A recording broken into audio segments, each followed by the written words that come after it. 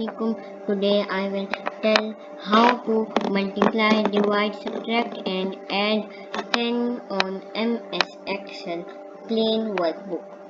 So first of all I will enter the formula which will be like this. I will put equals to, then will click the number, then I will put the multiply sign and then 10. It will tell me the answer, then I will copy it for all of them. So without writing the formula I can get the answer. Then here divide it by 10.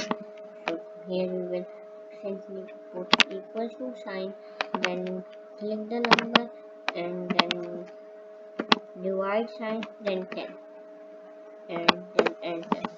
It will tell the answer, then we will drag it down. Then here is subtraction.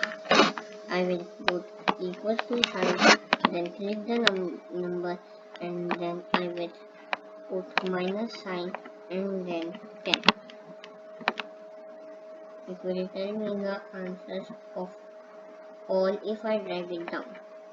Then in adding I will put equals to sign and then I will click the number and will put the plus sign and then 10.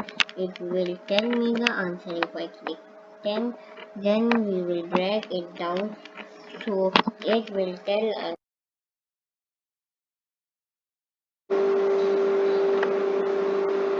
subscribe, like and share.